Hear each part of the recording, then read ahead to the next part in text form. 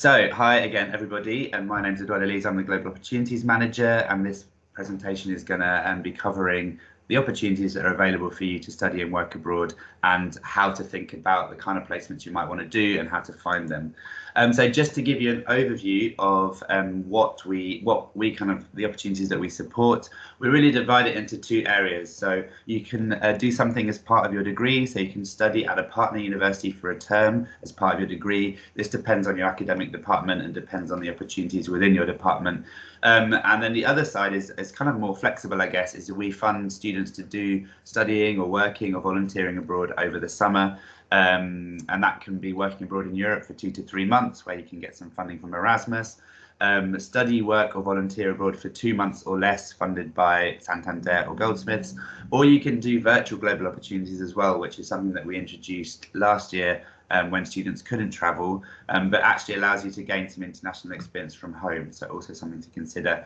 A few points about COVID and Brexit. They obviously have had a bit of an impact on opportunities, but we've put some measures in place to make sure that that students can still go abroad. In terms of Brexit, there may be some additional immigration kind of stages to get through in terms of a visa process. In terms of COVID, we work very closely with the host organisation and with the students to make sure that the host can still support you, even if there was a kind of change in the COVID situation. So kind of building on that, all placements that where students are going abroad must have COVID-19 processes in place to manage health and safety. Students must have appropriate insurance cover, and we kind of provide guidance with that. In fact, most students are covered by Goldsmiths travel insurance. The Foreign Office, the UK Foreign Office, must allow travel to that country, so it shouldn't be on a red list. And students will have to sign up to the code of conduct, and there must be approval by senior management. And the 1st of June, ignore that for now. The Erasmus programme, some of you may have heard of Erasmus, which is a European Union programme which provides funding to students.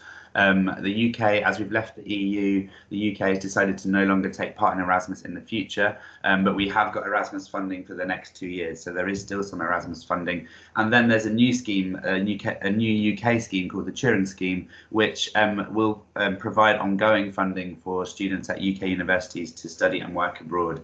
So there is still funding. I know that there's lots of news out there about the end of Erasmus and no more opportunities, but there will be opportunities. A Turing Scheme will support that. And I mentioned the new immigration requirements due to Brexit as well. So just quickly, why is international experience important? Hopefully the reason that you're here is you're already aware of this, but studying and working abroad is a really fantastic opportunity. It gives you a chance to experience different work and academic styles and environments, build a whole range of skills, kind of personal skills like self-confidence and independence, digital skills, especially the virtual global opportunities that are, those digital skills are used so much in the international workplace right now. Intercultural awareness and communication skills, which really, to put something on your CV or to talk about an international experience in a job application really does make you stand out from the crowd, as we say at the bottom there. And you also get the chance to build new relationships and networks for future collaboration. So, thinking about arts management, if you go and work in a gallery abroad, you build up that connection for future kind of work potentially, or potentially future collaboration if you were back in a gallery here in the UK. So really good. From my personal experience, I studied abroad in Italy as part of my degree. I've also worked abroad teaching, and all of those things kind of led me to my career now. So really, I can't recommend it enough. Starting a little bit with some of the different opportunities. So I mentioned work abroad for 2 to 3 months in Europe. So this is funding from Erasmus to support traineeships over the summer. This can happen during the summer or after graduation for this kind of 1 more year. So if you're in 3rd year now, you could do it after graduation. If you're not in 3rd year, or if you're not a master's student, then unfortunately you couldn't, because the Erasmus funding will finish. But in the past, students have delivered educational projects in Finland. They volunteered with refugees in Greece. They've worked in art galleries, I think a gallery in Berlin, for example. And generally how it works is students find the opportunity, and I will talk about how you can do that and how we can help you in a minute. And then you apply to us for funding, and the funding's there on the page here. So 470 to 520 euros per month. additional top-ups for students with household incomes of under 25,000, and additional funding for language learning, for green travel, and for disability support. Please ignore that deadline, as that the application process is different this year. In terms of another opportunity over the summer, international study work and volunteering and training abroad for under 2 months. I mentioned this before. It's funded by Santander Universities and Goldsmiths. And students in the past have taught English abroad, volunteered again at a refugee centre in Greece, and worked with an NGO in Sri Lanka.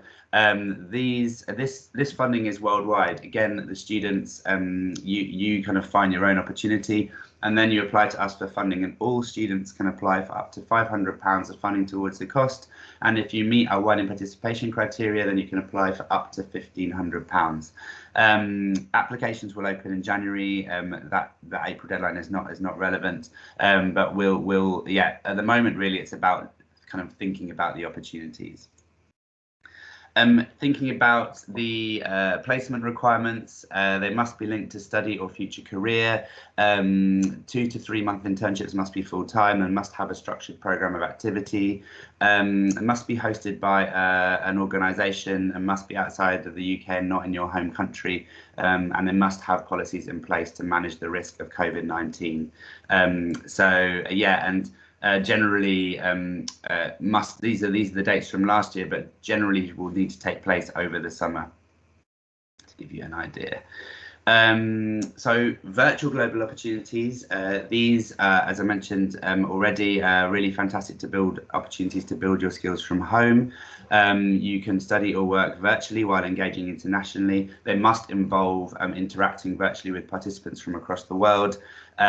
We've had students work with NGOs in South Africa, complete online summer schools, and learn a language remotely as well. And again, the funding is the same, all students up to £500, and if you meet our widening participation criteria, up to £1,500. Again, those deadlines are examples from last year, but will be opening in January, and the activity will be over the summer. So, any questions about the opportunities? I haven't touched on study abroad for a term. So studying abroad for a term really depends on your department. There is a talk about this tomorrow at 11 AM if you're interested. So that's an opportunity to go to a partner university, spend a term there, complete credits, and bring them back as part of your degree. And I can share, let me share in the chat the link to the study abroad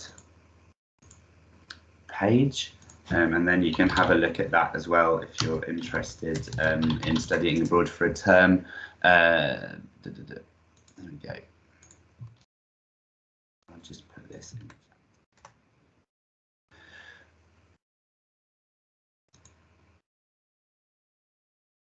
Andrew, good question. These are truly global opportunities. Yes, they're for the summer opportunities, other than the 2 to 3 month internships funded by Erasmus, you can, for the kind of short 1 week to 2 month opportunities, you can find opportunities anywhere in the world. The main criteria is that the UK Foreign Office allows you to travel to that country. And that there's kind of no risk in terms of, there's the COVID measures are in place. But yeah, outside of the EU is possible as well. In terms of the study abroad for a term, that will really depend on which universities we're partnered with, and most of the universities we're partnered with are in the EU. But yeah, for the summer opportunities, definitely opportunities to get outside the EU as well. Looking at finding a placement, first thing to think about is kind of identifying appropriate opportunities, doing a bit of research, doing a bit of self-assessment. So what are you looking to gain? What skills do you want to build? What is your career aspiration? Do you want to try something out? Is there a specific sector you want to work in? So education, policy, conservation, migration. A few years ago, I went and did a kind of farm placement in Argentina as part of a trip to South America, and I guess I thought I would like to get some knowledge of a agriturismo business. I wanted to improve my Spanish, and it was something completely outside of my comfort zone and something that wasn't necessarily related to my future career completely, but gave me some skills that I kind of wanted to build. So yeah, think about what you want to gain and kind of what you need in terms of skills and experiences. Maybe look at jobs that you're looking to apply for and think about where your gaps in your skills are. Think about what kind of placement would suit you. You know, do you want to study? Do you want to do a gallery placement? Do you want to learn a language? Do you want to be at home doing a virtual opportunity, or do you want to go abroad? EU or non-EU, where in the world do you want to go, and do you want to speak or learn any languages? And think about the language difference. If you're doing a virtual opportunity as well, it's worth thinking about the time differences as well, because obviously it's much trickier if there's a time difference. If you're volunteering abroad, there's some things to consider as well. So kind of reflect on your reasons for volunteering abroad. Again, what are you hoping to kind of support? Is there a cause that you're aiming to support? Kind of what do you want to achieve from that volunteering placement? And it's really important to choose your organisation carefully. So think about kind of the representation within the volunteering organisation. Is it kind of an organisation that's kind of just parachuting into a country and not building that kind of not kind of community based or kind of sustainable, or really kind of not adding anything to the community, or actually potentially taking away from the community in terms of displacement and in terms of the cost? Think about the impact of the voluntary organisation and how are volunteers recruited and trained and supported. What are the finances like? You know, are they kind of supporting local community development, and what's their value and mission? So there's a few things to think about there from volunteering abroad perspective. In terms of where to start the search, here's a few tips. So you can speak to the Goldsmiths Career Service, who can give you some tips not only on how to kind of find a placement, but also how to approach and how to kind of prepare things like your CV or your cover letter if you need to do that. You could ask your department. We've had students in the past who have gone to placements kind of where their department, a colleague in the department has a link to a specific organisation, or kind of can suggest a specific summer school even to do. Check out our partner universities, as I mentioned already, and I will share a link at the end, which is a kind of an international placements page on our website, which has a lot of links to some of the summer schools at our partner universities. Yeah, how to find an international placement page, check that out. And then you can just get in touch directly with an organisation that you're interested in working with as well. If that's if you see one out there that you're interested in, it never harms to get in touch. Excuse me. Thinking about summer study abroad, if you want to study abroad for a term, either in person or virtually, it's worth having a look at these range of summer schools. And let me share in the chat again, the Amsterdam summer schools, which are particularly good. Lots of students have taken part in these in the last couple of years. Lots of range of summer schools on a whole range of topics. We have a partner, the University of Trento, that does a summer school on psychological humanities and cognitive science, which is kind of focused on psychology, but also open to humanities subjects as well. So definitely worth having a look at that. Freie University Berlin and Humboldt University in Berlin both offer some really interesting summer schools around the history, around art and culture in Germany, around the politics. That might be interesting, and something to keep an eye out next term. We have a partnership with the University of Gothenburg, and they run a really exciting summer school of sustainability. And let me just again share this with you in the chat, because this is something that has been very popular with students. And I mean, so far it hasn't happened in person, but some students did it virtually last year, and hopefully it's going to be in person on campus this year. But we'll be opening up applications in January for students to apply for that. We had some law students last year who did summer schools in Geneva on different areas of law, and there's the University of Leuven has a database on kind of loads of summer schools all around the world. I'll try and find that and pop that in the chat for you in a second as well. If you're interested in learning a language, and there's a session tomorrow on this, and my colleague Shannon is delivering at 2 o'clock. Then you could use the funding to go and study kind of a different language, do a language course, either kind of from home as a virtual opportunity or kind of in person in another country. We've had quite a few students study French in Toulouse, for example, or study Spanish at the Instituto Cervantes, German at the Goethe Institute, or some Arabic language courses as well. So something to think about if that's of interest. Thinking about work placements, you know, again, approaching an organisation can be the best thing, especially if you're thinking in terms of art management and there's a specific gallery you might want to approach. I would definitely have a look at the Go Abroad blog, look through the student kind of case studies and see where they've volunteered in the past, because that could be a good way in, where you could email them directly as well, the gallery, to say, you know, you had a Goldsmith student in the past and would you be interested again. But these are some websites that might be of interest as well. So Erasmus Intern is a kind of specific website that provides links to opportunities that might come under the funding for the 2 to 3 months working in Europe. Eurodesk and Workaway are both good websites. Workaway has a whole range of kind of working, including, as I said, mentioned that kind of farm work earlier, but it could be kind of jobs all around the country, marketing potentially. The European Solidarity Corps have some placements on there as well, and ISEC. And then goabroad.com and gooverseas.com have they promote all sorts of different opportunities. The only issue or challenge with some of them is you might find that there are placement fees for working, which we'd suggest that we encourage you to look for opportunities that are paid, or opportunities that don't have a fee attached to working. But some of those opportunities, you know, you might be paying for accommodation and kind of support alongside a job as well. So definitely worth at least having a look at those web pages. For volunteering, here are some more websites as well, and I will send you this presentation afterwards so you can kind of have a look and click through at all of these. So there's international volunteering with the UN, which is definitely worth having a look at. The International Voluntary Service, which is kind of has a whole load of affordable and grassroots volunteer opportunities around the world.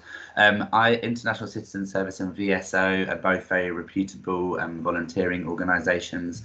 BUNAC offer work abroad summer camp and volunteering as well. And then the British Council also have some opportunities in studying working abroad outside the UK. And I mentioned at the end there, woof.net, which is the activity that I did when I went and worked on a farm, volunteering in organic farms around the world.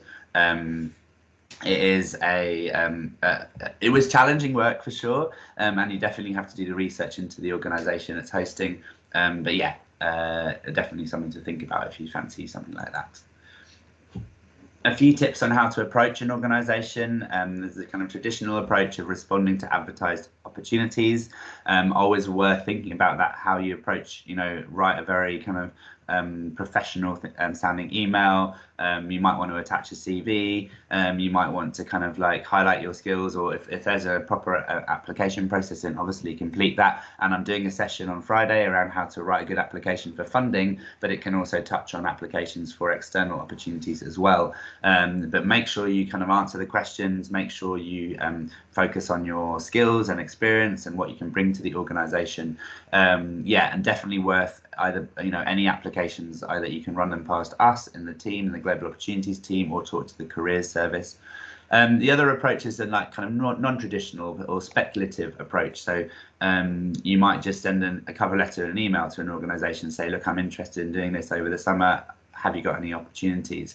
You could approach via social media. LinkedIn is really good for that, and also good for seeing like who is. I guess if you have any shared contacts, for example, in that organisation. And we're actually doing a LinkedIn session tomorrow with Santander, if you're interested in developing your LinkedIn profile and making it kind of stand out as well. That's at 1 o'clock tomorrow.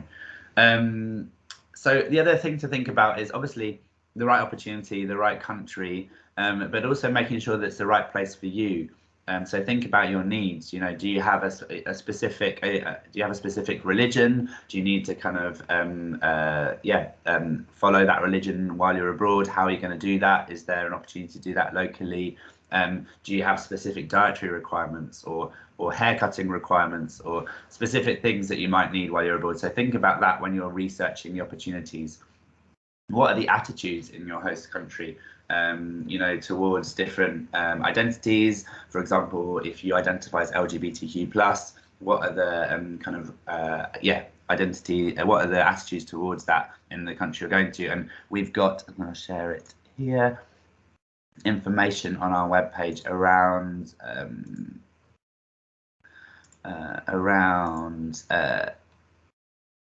in the planning section around different things to think about when you're planning and thinking about locations. So I'm just going to share that in the chat as well. What groups are there in the local area? They're support groups. We had a student of colour who went to Copenhagen, and she found initially that it was, I guess, quite different from London. There was less diversity in terms of the student body. She did face some challenging moments and microaggressions while she was there. And then she found a kind of students of colour network in Copenhagen. She built a community, and she kind of had that local support, which helped her to feel more at home and helped her to settle in. So if you kind of have any concerns around those kind of those issues of identity, I guess, then have a look at kind of what support groups are out there. Me, Jack and Shannon are also happy to talk through any of those concerns, or if you just have general queries around that.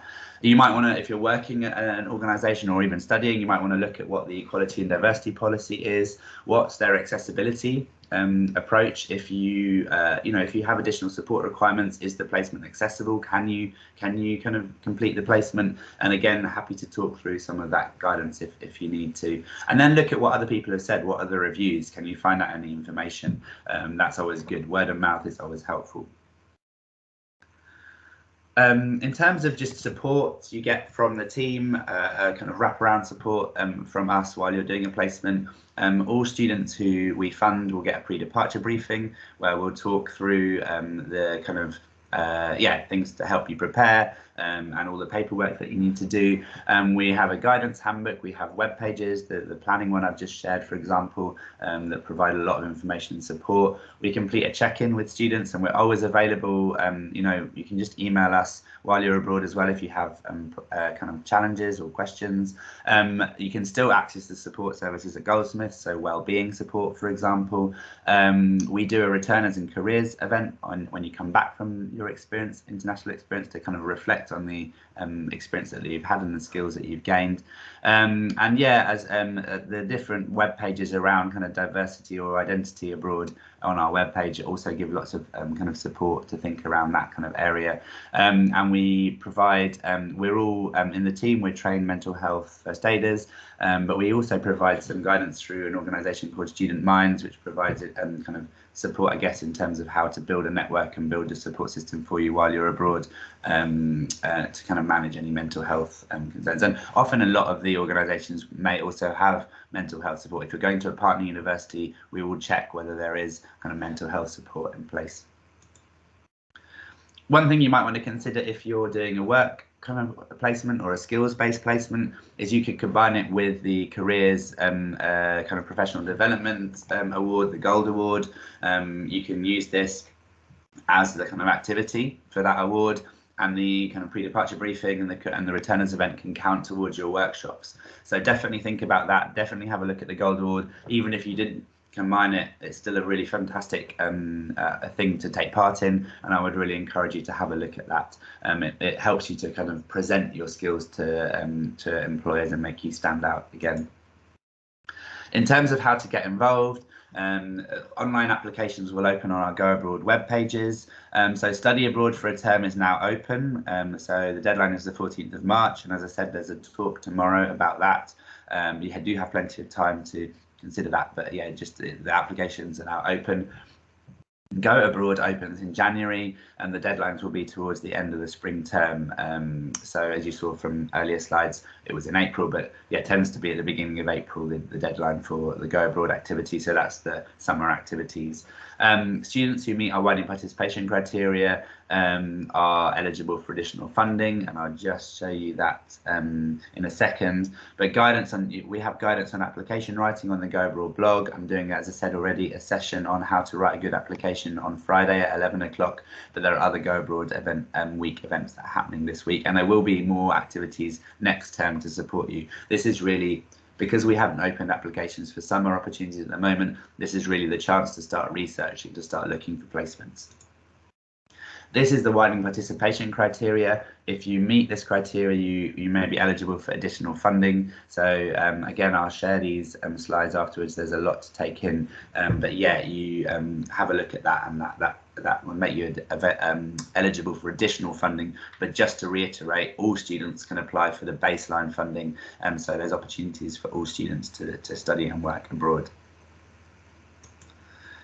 Next steps, visit our Go Abroad website, have a look through all of that. If you're not on the Go Abroad VLE already, then please sign up on learn.gold and look for Go Abroad and just join our community. Start researching destinations, thinking about work placements. You can drop into the space as well. My colleague Shannon will be there tomorrow morning from 9:30 to 12:30.